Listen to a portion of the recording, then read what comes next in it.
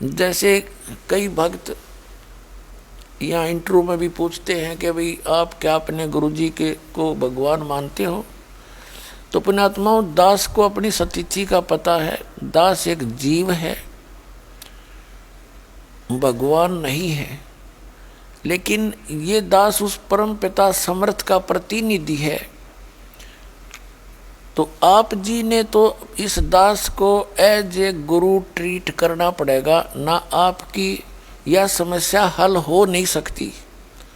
जैसे एक मैथमेटिक्स के अंदर एक ऋण का प्रश्न आता है जो ब्याज का, उसके अंदर मूलधन ज्ञात करना होता है। मूलधन तो उसके लिए पहले सपोज करना पड़ता है, मान ले मूलधन 100 रुपये। वो 100 रुपये मूलधन नहीं होता, होता तो रुपये ही है, थोड़ी राशि होती है, लेकिन वास्तव मूलधन तो करोड़ों में अरबों में होता है।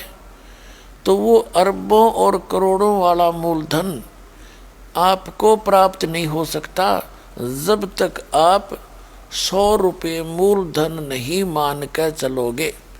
तो 100 रुपये मूलधन मानना पड़ेगा। मान लीजिए मूलधन 100 रुपये, फिर उससे वो दर निकल आती है, उसके बाद फिर उनको मल्टीप्लाई करके फिर वो मूलधन प्राप्त किया जाता है। तो इसी प्रकार इस दास को यानी गुरु जी को आपने एज ए गॉड ट्रीट करना पड़ेगा, जिससे आपकी रिहर्सल बनेगी, आपका अभ्यास बनेगा। जैसे बच्चे मिलिट्री में भर्ती होते हैं, सेलेक्ट होते हैं, तो उनको युद्ध से पहले युद्ध करने की सारी ट्रेनिंग दी जाती है।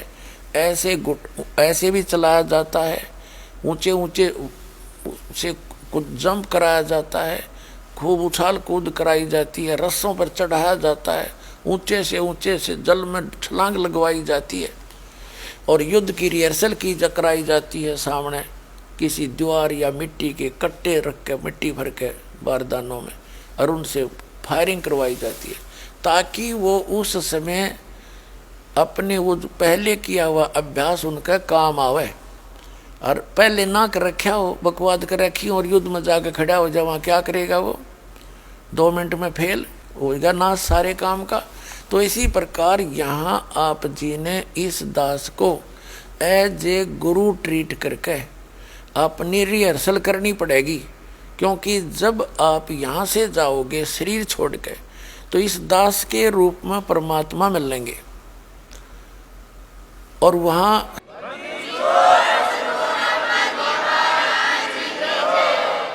तो वहाँ जैसा आपका भाव यहाँ है वही वैसा ट्रीट वहाँ करोगे। मन में दोष रखोगे, किसी प्रकार का अटपट सोचोगे, क्योंकि गुरु जी के अंदर दोष देखना, तो आप भगवान में दोष देखते हो, तो वो दोष फिर आप वहाँ भी देखोगे, और वहाँ दोष आपके अंदर नहीं आपके बाहर दिखाई देंगे। वहाँ बताने की जरूरत ना पड़े, आपने इतना शर्मिंदा होना पड़ेगा और आपको वहाँ से रिजेक्ट कर दिया जाएगा, भाग यहाँ से।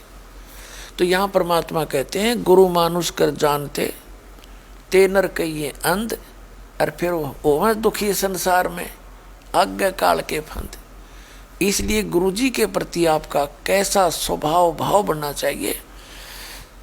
और गुरुजी की महिमा भी बताई है कि गुरु कितना काम आते हैं। जैसे कबीर हरि जय रूठ जा, गुरु की शरण में जावे, कहे कबीर गुरु रूठ गए तो हर ना करे सहाय। कबीर हरि जय रूठ जा, गुरु की शरण में जाए, और कहे कबीर गुरु रूठ गए तो हर ना करे सहाय। अब जैसे आप देखते हो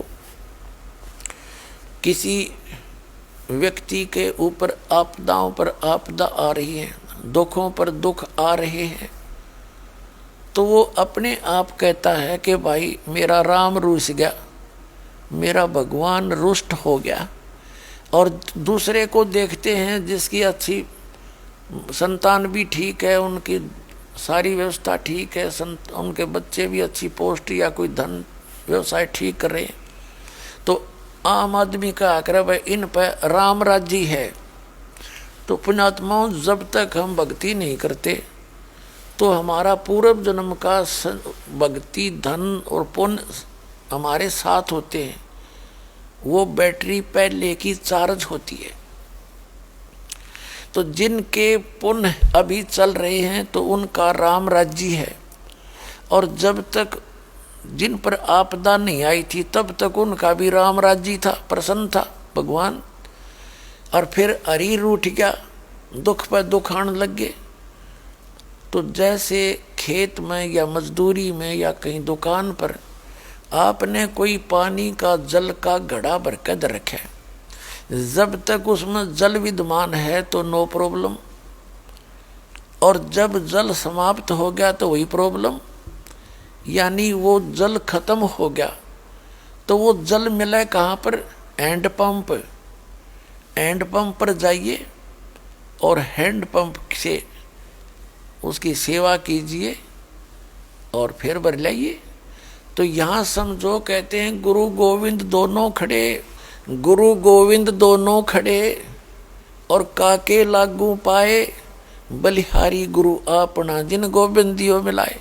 तो ये जो दोहे हम पढ़ा करते थे भगवान के पहले भी, पर पहले इनका सिर पैर समझ में नहीं आवा था, परमात्मा ने कहना क्या चाहा है और किस उद्देश्य से ये ज्ञान दिया था, ये अब समझ में आवा है।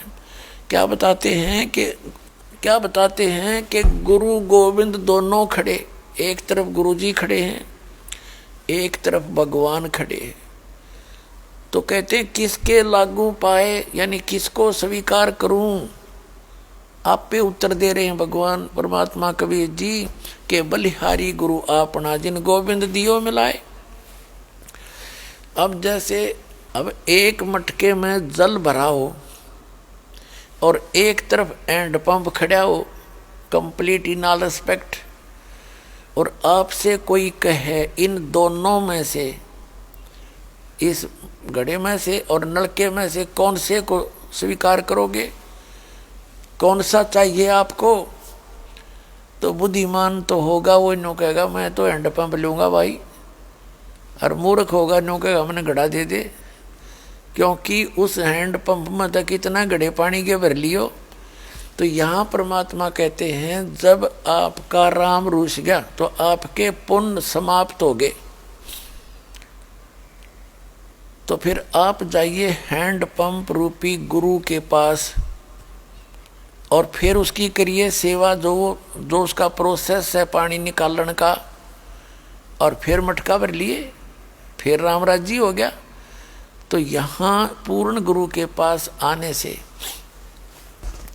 गुरु जी के पास वो परमेश्वरीय शक्ति होती है, परमात्मा की पावर होती है, और पावर को ही हम भगवान मानते हैं। वैसे तो भगवान हमारे चारों पर तरफ बैठा रहे, जब हमने सुख देगा जब हम मानेंगे सचमुच ही तो भगवान ना पड़ा है।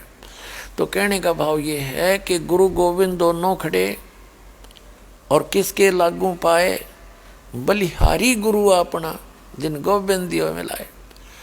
तो कबीर हरि जय रूठ जा, तो गुरु की शरण में जावे, और कह कबीर गुरु रूठ गए तो हर ना होत साए।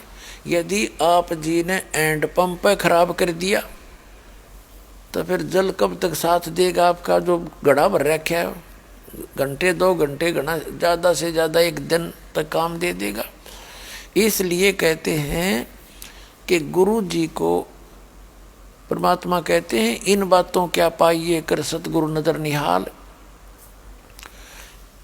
तो गुरु जी को आप एज ए गॉड ट्रीट करने से आपके जो आपका राम रूस गया था वो फिर से प्रसन्न हो जाएगा, आपको पुण्य से वह भक्ति प्राप्त होगी, आपका कल्याण होगा। तो गुरु बिन माला फेरते, गुरु बिन देते दान, गुरु बिन दोनों निष्फल हैं, चाहे पूछो वेद पुराण।